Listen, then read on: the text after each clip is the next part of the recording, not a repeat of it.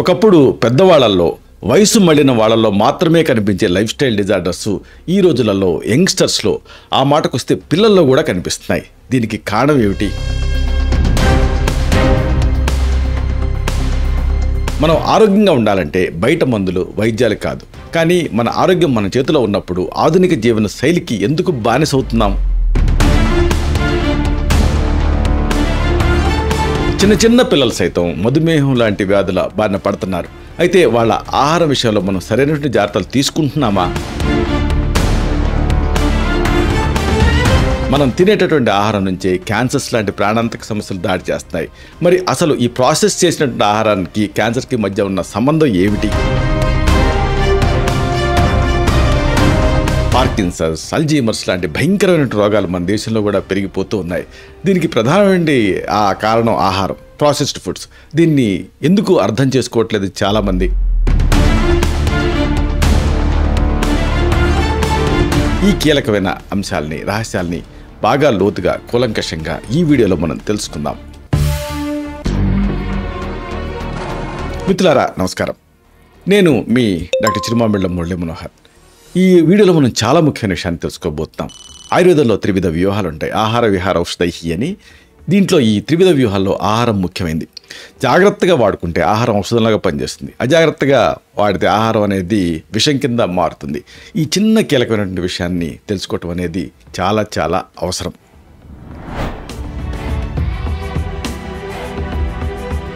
ఈ ఆరోగ్యానికి ఆహారానికి మధ్య ఉండేటువంటి సంబంధం ఏమిటి అనేది తెలుసుకోవాలి. ఆధునిక నాగరికత అనేటువంటి మాయా ప్రపంచంలో చిక్కుకుపోయి మనం మన ఆరోగ్యానికి సంబంధించిన మూలాల్ని ఎక్కడో పోగొట్టుకున్నామేమో అని అనిపిస్తుంది. మన కళ్ళ ముందు ఎన్నో రోగాలు పెరిగిపోతూ ఉన్నాయి, ఎన్నో విషాదాలు జరుగుతూ ఉన్నాయి. అయినా కానీ భయంకరమైన నిశ్శబ్దం ఆవహించింది. ఎవరు దీన్ని ఛేదించడం లేదు. మన నోటి రుచి కోసం పరుగెడుతున్నాం, కంటికి కనిపించేటువంటి ప్రకటనలకి లొంగిపోతున్నాం. తెలియకుండానే మన ఆరోగ్యం అనేటువంటి గోడ అనేది బేటలిస్తుంది. దీన్ని మనమే కూల్చుకుంటున్నాం. మన వంటగదిలో ఉండేటటువంటి ఆ వెచ్చదనం కనుమరిగిపోయి ప్యాక్ చేసినటువంటి ఆహారం తాలూకు చల్లదనం మనల్ని చుట్టుముడుతూ ఉంది. వీటికి ఇలాంటి ఈ ప్రాసెస్డ్ ఫుడ్స్కి మనం బానిస అవుతున్నాం. మన సంస్కృతిలో భాగమైనటువంటి సహజపు ఆహారపు అలవాట్లను దూరం చేసుకుంటున్నాం. ఆధునికత పేరు చెప్పి మనమే కాకుండా మన పిల్లల్ని కూడా రోగాల బారిన పడేస్తున్నాం. ఈ మాయాజాలం అనుకునేటువంటి శాస్త్రీయ రహస్యాన్ని ఛేదించడం అవసరం. మన ఇంటి వంటగదిలో ఉండేటటువంటి ప్రాచీనమైనటువంటి ఆహారపు విలువలు ఏమిటో, అవి మన శరీరానికి ఎలా శక్తిని ఇస్తాయో అనేది మనం చూడాలి, మనం అర్థం చేసుకోవాలి. మన పూర్వీకుల నాటి ఆయుర్వేద జ్ఞానం, ఆధునిక శాస్త్ర విజ్ఞానం రెండూ కూడా ఆహారమే మనకు సర్వస్వం అంటున్నాయి. మనం తినేటటువంటి ప్రతి పదార్థం కూడా మన శరీర తత్వంతో ముడిపడి ఉంటుంది. ఇది మనం తెలుసుకోవాల్సిన అవసరం ఉంది. ఈ ముఖ్యమైన శాస్త్రీయ విషయాలన్నింటినీ కూడా తేలికపాటి భాషలో మనం తెలుసుకుందాం.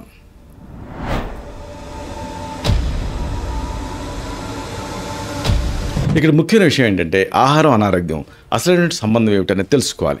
ఏం తింటున్నాం అనేది ఎవ్వరూ ఆలోచించడం లేదు, కానీ మన శరీరం లోపల మాత్రం పెద్ద యుద్ధమే జరుగుతుంది. మనం అనుకునేటటువంటి ఆరోగ్యకరమైన ఆహారమే విషంలాగా పనిచేస్తుంది. ఉదాహరణకు మనం నమ్మేటటువంటి గోధుమలు, బియ్యాన్ని తీసుకుందాం. 100 గ్రాముల బియ్యం తింటే అందులోంచి 35 గ్రాముల గ్లూకోజ్ కేవలం అరగంటలో రక్తంలోకి చేరిపోతుంది. గోధుమల్లో ఉండేటువంటి గ్లూటెన్ కూడా ఇదే పనిచేస్తుంది. అంటే అరగంటలో 15 నిమిషాల్లోనే ఈ రక్తంలోకి అధిక చక్కెర అనేది చేరిపోతుంది. శరీరానికి అవసరమైంది కేవలం 5 గ్రాముల గ్లూకోజ్ మాత్రమే. 1 గంట పాటు నడిస్తే 5 గ్రాముల చక్కెర అనేది ఖర్చు అవుతుంది. మన శరీరం 5 గ్రాముల కంటే ఎక్కువ చక్కెరను ప్రాసెసింగ్ చేసుకోలేదు. ఇక్కడ మనం ఉదాహరణకు అమృతం అనుకోండి, అమృతం ఎక్కువైనా కానీ విషంలాగా మారేటువంటి రిస్క్ ఉంటుంది. గ్లూకోజ్ కూడా అంతే, అది అవసరం, కానీ ఎక్కువైతే అదే విషంలాగా మారుతుంది. 5 గ్రాముల కంటే అది తగ్గిందనుకోండి, మామూలుగా మనకి డిజీనెస్ వస్తుంది, స్పృహ కోల్పోతాం. 5 గ్రాముల కంటే ఎక్కువైందనుకోండి, శరీరం సమతుల్యం అనేది దెబ్బతింటుంది, బ్యాలెన్స్ అనేది కోల్పోతుంది.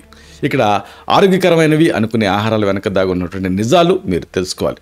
ఉదాహరణకు ప్రాసెస్డ్ ఫుడ్స్ని తీసుకుందాం. పెద్ద పెద్ద కంపెనీల వల్ల మన ఆరోగ్యం విషతుల్యం అవుతూ ఉంది. మనం తాగేటటువంటి శీతల పానీయాలు అంటే సాఫ్ట్ డ్రింక్స్ లాంటివి దీనికి ఉదాహరణ. ఒక 100 మిల్లీలీటర్ల పెప్సీలో 10.6 గ్రామ్స్ చక్కెర ఉంటుంది. మామూలు విషయం కాదు.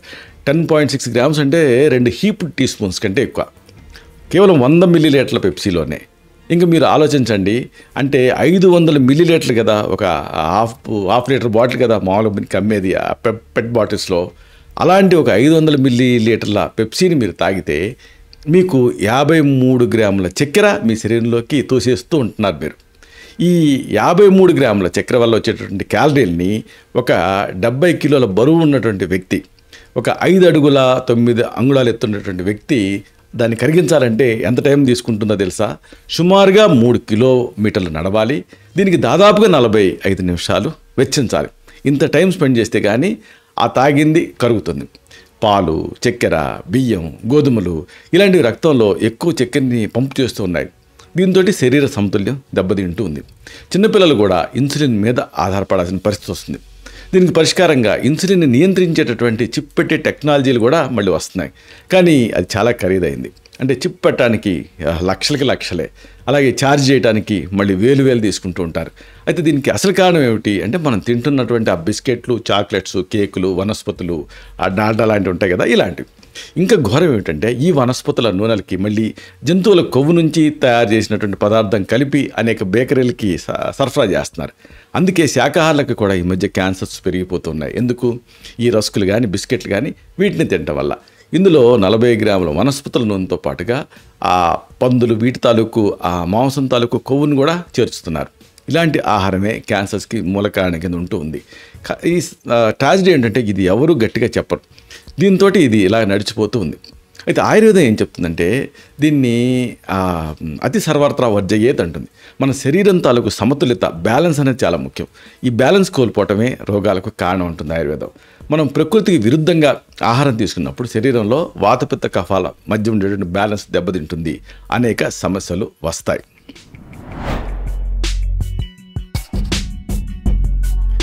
ఈ సందర్భంగా కర్కటార్బుదం గురించి చెప్పుకోవాలి. అనియతంగా పెరిగేటువంటి కణజాలాన్ని ఆయుర్వేదంలో కర్కటార్బుదం అంటారు. అర్బుదం అంటే అనియతంగా పెరగటం. దీనికి ఉదాహరణ ఏంటంటే క్యాన్సర్. ఇలాంటి వాటి మీద ప్రివెంటివ్గా కానీ లేకపోతే క్యూరేటివ్గా కానీ పనిచేసేటువంటి మూలిక కషాయాల మీద అనేక అధ్యయనాలు జరుగుతున్నాయి.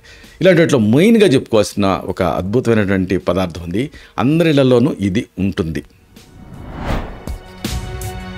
పసుపు. దీంట్లో కుర్కుమిన్ అనేటటువంటి ఒక ఇంగ్రీడియంట్ ఉంటుంది. పసుపులో వాడి భాగం ఏమిటి అంటే కొమ్ము. దీని మోతాదు మామూలుగా స్టాండర్డైజ్డ్ ఎక్స్ట్రాక్ట్ ఎంత అంటే 500 మిల్లీగ్రాముల నుంచి 1 గ్రామ్ వరకు దీన్ని తీసుకోవచ్చు. దీన్ని విడతల వారీగా తీసుకోవాల్సి ఉంటుంది. పసుపులో కుర్కుమిన్ అనేటువంటి క్రియాశీలక పదార్థం ఉంటుంది. ఇది వాపును తగ్గిస్తుంది, క్యాన్సర్ కణాలు పెరగకుండా నిరోధిస్తుంది. క్యాన్సర్ కణాల తాలూకు ఆత్మహత్యకి అంటే ప్రోగ్రామ్డ్ సెల్ డెత్కి ఈ పసుపు కారణం అవుతుంది. నల్ల మిరియాలతోటి కలిపి ఇది తీసుకుంటే శరీరంలో బాగా ఇంకుతుంది. దీన్ని కషాయంగా, క్యాప్సూల్ లాగా ఆహారంతో కూడా కలిపి తీసుకోవచ్చు.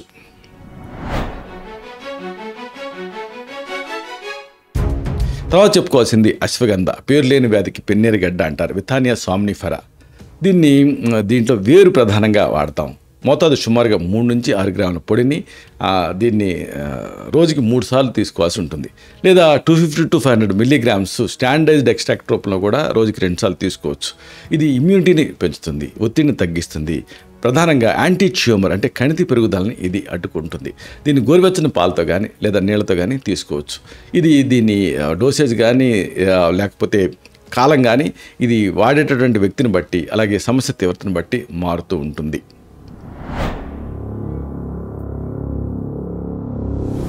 తర్వాత చెప్పుకోవాల్సింది త్రిఫలాల్, కరక్కాయ, తానికాయ, ఉసిరికాయ. దీన్ని ఈ మూడిటి కాంబినేషన్. ఇవి సాధారణంగా ఆ పెచ్చుల్ని వాడుతూ ఉంటాం, గింజలు కాకుండా. సుమారుగా 1 నుంచి 3 గ్రాముల పొడిని రోజుకి 2 సార్లు తీసుకోవాల్సి ఉంటుంది. కషాయంగా కూడా తీసుకోవచ్చు. దీంట్లో యాంటాక్సిడెంట్ లక్షణాలు ఉంటాయి. ఇవి శరీరాన్ని శుభ్రం చేస్తాయి. అలాగే క్యాన్సర్స్ నుంచి రక్షించేటువంటి గుణాలు కూడా దీనికి ఉన్నట్టుగా అధ్యయనాల్లో తేలింది. సాధారణంగా భోజనానికి ముందు ఖాళీ కడుపుతోటి దీన్ని తీసుకోవాల్సి ఉంటుంది.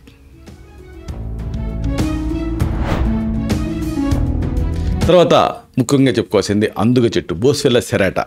దీన్ని సెల్లకి అని సంస్కృతంలో అంటారు. ఇది ఒక వేప జిగురులాగా, తుమ్మ జిగురులాగా ఒక జిగురు. దీన్ని సుమారు 300 నుంచి 500 మిల్లీగ్రాముల మోతాదుగా అంటే స్టాండర్డైజ్డ్ ఎక్స్ట్రాక్ట్ రూపంలో తీసుకోవాల్సి ఉంటుంది. దీనికి యాంటీ ఇన్ఫ్లమేటరీ గుణాలు ఉంటాయి. క్యాన్సర్ కణాల పెరుగుదలని ఇది అడ్డుకుంటుంది. ప్రధానంగా దీన్ని క్యాప్సూల్ రూపంలో కానీ, టాబ్లెట్స్ రూపంలో కానీ, కషాయ రూపంలో కానీ తీసుకోవచ్చు వైద్య సలహాతోటి. ఆ తర్వాత చెప్పుకోవాల్సింది కాలమేఘ, ఆండ్రోగ్రాఫిస్ పానిక్లేటా గురించి. దీన్ని తెలుగులో నేలవేము అంటారు. తినగ వేము తీగ నుండి అనే సామెత దీని నుంచే వచ్చింది. ఈ మొక్క మొత్తాన్ని ఔషధం కింద వాడుతూ ఉంటాం. ఈ అనేక క్లినికల్ ట్రయల్స్లో ఇది ఎఫెక్టివ్గా పనిచేస్తున్నట్టుగా యాంటీ క్యాన్సరస్గా తేలింది.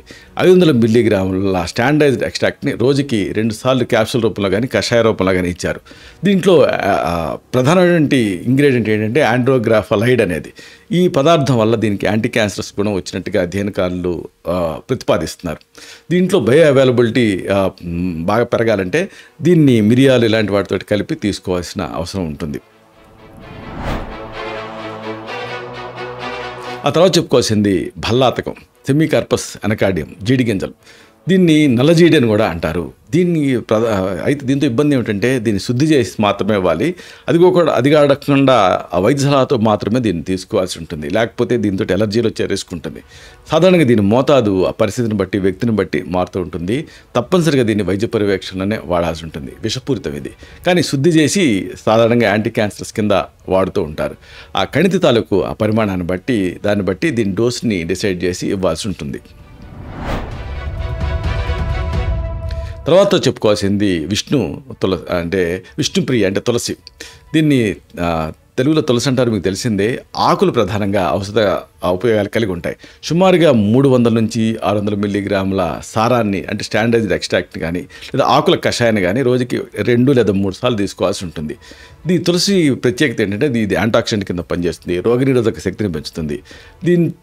దీన్ని క్యాప్సూల్ రూపంలో కానీ లేదా టాబ్లెట్ ఫామ్లో కానీ పౌడర్ ఫామ్లో కానీ ఏదో రకంగా తీసుకోవచ్చు. ఇక తర్వాత పిల్లి పేచర గడ్డలు, శతావరి, యాస్పరాగస్ రెసిమోసస్.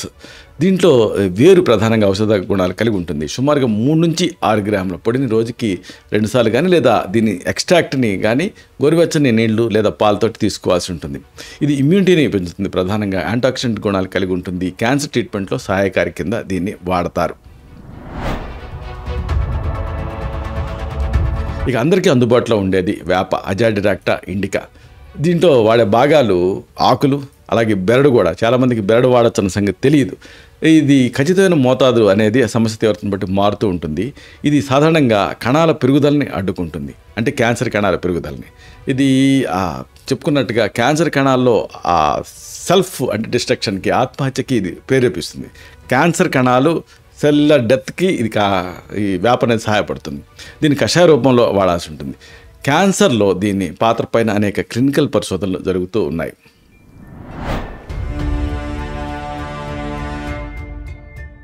ఈ సందర్భంగా వేప, తులసి, శతావరి, అలాగే తిప్పతీగ వీటి కాంబినేషన్స్ గురించి మనం చెప్పుకోవాలి.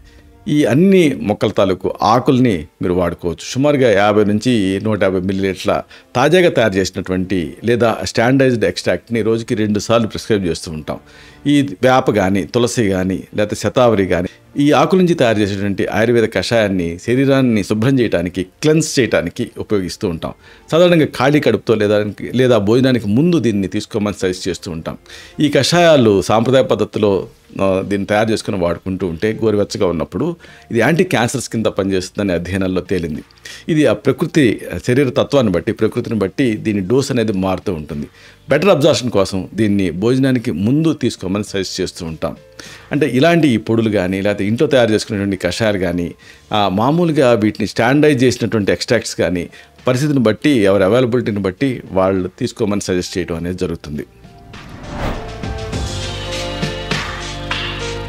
ఇక అన్నిటికీ మించి ఈ సిరిధాన్యాలే లేదా కషాయాలే మనకి దివ్యమైన ఔషధాల కింద చెప్పుకోవచ్చు. అంటే క్యాన్సర్ ట్రీట్మెంట్కి సులభమైన పరిష్కారం. 15 రకాల అనేక రకాల ఈ క్యాన్సర్స్ని వీటిని ఐడెంటిఫై చేసి వాటిపైన ఈ ధాన్యాలు అంటే మనకి ట్రెడిషనల్గా వస్తున్న ధాన్యాలు, కషాయాలు ఎంతవరకు యూజ్ఫుల్గా అనేది అనేక చోట్ల దేశంలో ఈ చిరుధాన్యాల తాలూకు విప్లవం తర్వాత వీటిపైన అవగాహన అనేది బాగా పెరిగింది. తులసి, అలాగే ఇలాంటి అనేక మూలికలు మనం చెప్పుకున్నట్టుగా వేప, ఇంకా ఇలాంటి అనేక మూలికల మీద అధ్యయనాలు జరుగుతున్నాయి. అలాగే ధాన్యంతో కలిపి వీటి పనితీరు మీద కూడా అవగాహన కోసం అధ్యయనాలు జరుగుతున్నాయి. ఆయుర్వేదంలో దీని కషాయాలకి ఒక ప్రాముఖ్యత ఉంది. వీటిని క్వాథం అంటాం ఆయుర్వేదంలో. ఇవి శరీరంలో ఉండేటువంటి విష పదార్థాలు అంటే టాక్సిన్స్ని తొలగిస్తూ రోగనిరోధక శక్తిని పెంచుతాయి. మన సంస్కృతిలో ఈ తులసి కానీ వేప కానీ ఈ కషాయాలు వాడటం మనం చూస్తూ ఉన్నాం. ఇక ఇదే సందర్భంగా ఈ డయాబెటీస్, ప్రీ డయాబెటీస్ ఇలాంటి వాటిని ఎదుర్కొనేటువంటి చక్కని మూలికా మిశ్రమాలు కూడా ఉన్నాయి. ఉదాహరణకు వేపాకులు, మారేడాకుల మిశ్రమం. ఒక కలవంలో 50 గ్రాముల లేత వేపాకులు, 50 గ్రాముల లేత మారేడాకులు తీసుకోవాలి. బాగా నూరి ముద్ద చేయాలి. దీన్ని మాత్రాపాకం వచ్చిన తర్వాత కుంకుడు గింజంత మాత్రగా చుట్టుకొని నిల్వ చేసుకోవాలి. ప్రతిరోజు ఉదయం ఖాళీ కడుపుతోటి వీటిని వేసుకుంటూ ఉండాలి. దీని నార్మల్ డోస్ ఇది. దీన్ని 3 లేదా 4 మాత్రలు ఒక డోస్కి చొప్పున తీసుకుంటూ వేడి నీళ్ళతో తీసుకుంటూ ఉంటే ప్రీ డయాబెటీస్ అనేది కంట్రోల్లో ఉంటుంది. ఇంకొక మంచి కాంబినేషన్ కాకర గింజలు అలాగే వేడి నీళ్ళు.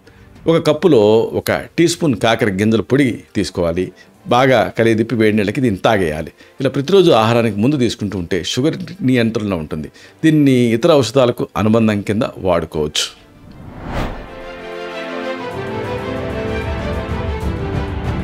ఇంకొక మంచి కాంబినేషన్ మామిడి ఆకులు అలాగే కాకరకాయలు.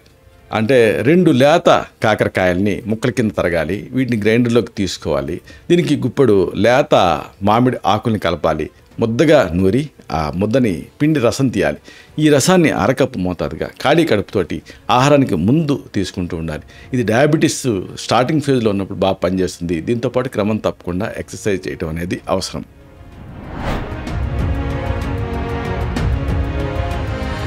ఇక లైఫ్ స్టైల్ డిజార్డర్స్లో బుద్ధిమాంద్యం, మతిమరుపు రోగాలు, వాటి మీద మన ఆహారం దీనిపైన కూడా అవగాహన ఉండాలి. ఆధునిక దేశాలు పార్కిన్సన్స్ డిసీజ్, అల్జీమర్స్ లాంటి మతిమరుపు రోగాలతోటి ఇబ్బంది పడుతున్నాయి. క్రమంగా ఇది మన దేశంలో కూడా పెరిగిపోతూ ఉంది. తమ పేరు ఆఖరికి తమ ఉనికిని, ఆఖరికి తమ పిల్లల పేర్లని, ఆఖరికి భార్య పేరుని కూడా గుర్తుపట్టలేని దయనీయమైన స్థితికి బాధితులు చేరుకుంటున్నారు. ఈ రోగాలకి కారణం ఏంటంటే మనం తినేటటువంటి ఆహారం అని చెప్పొచ్చు. కానీ ఈ విషయం చాలామందికి తెలియటం లేదు. మన దేశంలో ఈ వ్యాధులు మెల్లమెల్లగా ఎక్కువైపోతూ ఉన్నాయి. 2025 నాటికి సుమారుగా ఇది 16% మందికి పార్కిన్సన్ డిసీజ్ వచ్చే రిస్క్ ఉందని ఈ ట్రెండ్ మనకి చెప్తూ ఉంది. అయినప్పటికీ కూడా మన వాళ్ళు ఈ చక్కెర, మాంసం, నూడిల్స్ ఇలాంటివి తింటూనే ఉన్నారు. అంటే చాలామంది దాదాపుగా ఇళ్లల్లో ఈ రోజువారీగా వంట చేయటం అనేది మర్చిపోతున్నారనే చెప్పొచ్చు. అంటే బయట నుంచి ఆర్డర్స్ చెప్పడం, తినేయటం, క్లౌడ్ కిచెన్లో నుంచి ఇలాంటి ఆహారాలను తీసుకోవటం, ప్రాసెస్డ్ ఫుడ్స్ని వాటిని తినేయటం. పెద్ద వీళ్ళు ఏం చేస్తారంటే ఇళ్లలో చేసినట్టుగా చిన్న మంట మీద వీటిని తయారు చేయరు, పెద్ద మంటల మీద చేస్తారు. దాంతో అది కూడా ఒక క్యాన్సర్కి కారణం అవుతూ ఉంటుంది. పెద్ద నగరాల్లో అయితే వంటగది లేని ఇళ్ళు కూడా అమ్ముతున్నారంటే మీరు సమస్య తీవ్రతను అర్థం చేసుకోవచ్చు. అంటే ఎట్లయితే కొన్ని అపార్ట్మెంట్స్లో పార్కింగ్ ఉండకుండా అపార్ట్మెంట్లు అమ్మేస్తున్నారు, అంటే వాళ్ళ తిప్పలు వాళ్ళు పడతారు అన్నట్టుగా. అలాగే వంటగదులు కూడా లేకుండా ఓపెన్ కిచెన్ అని ఏదో చిన్నది ఒకటి పెట్టేసేసి అపార్ట్మెంట్లు అమ్మేస్తున్నారు. ఇది చాలా విషాదకరమైన విషయం. మన ఆరోగ్యం ఎప్పుడు కూడా మన చేతుల్లోనే ఉంటుంది. వంటలు మనం చేసుకొని మన పిల్లలకి మనం తినిపిస్తే ఒక ఫ్యామిలీ గ్యాదరింగ్ అనేది ఉంటుంది, ఒక గెట్ టుగెదర్ లాగా అనిపిస్తుంది. దీంతో పిల్లల ఆరోగ్యం అనేది బాగుంటుంది. ఇక్కడ మానసిక వ్యాధులు కూడా ఆహారం వల్లనే వస్తాయి. శరీరం, మనస్సు, ఆత్మల సమతుల్యమే అనేది ఆరోగ్యానికి కారణం. ఇది లోపించినప్పుడు అనేక అనారోగ్యాలు వస్తూ ఉంటాయి. ముగింపుగా ఒక ముఖ్యమైన మాటని మీకు విన్నవించాలి. ఆరోగ్యం అనేది బయట ఎక్కడో ఆసుపత్రుల్లో లేదా మందులలో లేదు. మన ఆరోగ్యం ఇప్పుడు మన చేతిలో, ప్రతి ముద్దలో కూడా, తాగే ప్రతి చుక్కలో కూడా ఉంటుంది. మనల్ని మనం మర్చిపోయి వ్యాపార సంస్థల స్వార్థానికి బలయ్యే బదులుగా మన వంటగదిలో ఉండేటువంటి అమూల్యమైన సంపదని మనం కాపాడుకోవాలి. మన చేతి వంటల రుచి, మన వంటగదిలో ఉండేటువంటి వాసన చాలా మధురంగా ఉంటాయి. ఆరోగ్యం అనేటటువంటి ఈ మహాసత్యాన్ని మళ్ళీ మనసులో నింపుకొని అజ్ఞానం అనేటువంటి చీకటి నుంచి బయటపడి మన వారసత్వం ఒక మహావృక్షం ఇది నిజానికి. ఆ వృక్షాన్ని అందంగా మనం కాపాడుకుందాం, పెంచుకుందాం. ఇలాంటి మరిన్ని ఇన్ఫర్మేటివ్ వీడియోస్ కోసం ఈ ఛానల్ సబ్స్క్రైబ్ చేసుకోండి. అలాగే ఈ వీడియోలు అప్లోడ్ అవడంతోనే ఆ విషయం మీకు తెలియాలనుకుంటే బెల్ బటన్ క్లిక్ చేయండి. అప్పుడు మీకు ఒక నోటిఫికేషన్ వస్తుంది. ఆ నోటిఫికేషన్ మీరు క్లిక్ చేస్తే ఆ వీడియోని మిస్ కాకుండా చూడగలుగుతారు. అలాగే ఈ వీడియో మీకు నచ్చితే లైక్ చేయండి. అప్పుడు ఇది మరింత ఎక్కువ మందికి రికమెండ్ అవుతుంది. ఈ వీడియో తాలూకు పర్పస్ సర్వ్ అవుతుంది. అంటే అందరికీ ఆరోగ్యం మన అభిలాష, మన ఆకాంక్ష నెరవేరుతాయి. అలాగే అతి ముఖ్యమైన మరొక విషయం, మీరు ఏదన్నా ఒక సమస్యతోటి బాధపడుతూ ఆ సమస్య నుంచి బయటపడటానికి బాగా ఇబ్బంది పడుతూ ఆ తర్వాత ఆహారాన్ని ఔషధం కింద ఎంచుకున్నారా? అప్పుడు రిజల్ట్ ఎలా ఉంది? మీరు ఎలాంటి వ్యాధుల్ని ఆహారంతో జయించారు? ఇలాంటి మీ అనుభవాన్ని కామెంట్ సెక్షన్లో పోస్ట్ చేయండి. అప్పుడు ఇది మన తోటి సబ్స్క్రైబర్స్కి ఒక ఫస్ట్ హ్యాండ్ ఇన్ఫర్మేషన్ కింద ఉపయోగపడుతుంది. దీంతో ఒక హెల్దీ కమ్యూనిటీని మనం నిర్మించుకోవచ్చు. శతం జీవ శరదో వర్ధమానః, శతం హేమంతాన్ శతం వసంతాన్. 100 శరత్తులు, 100 హేమంతాలు, 100 వసంతాలు వర్ధిల్లుతూ జీవించండి. Stay healthy, stay happy, be positive, keep smiling. Love you all. శుభం.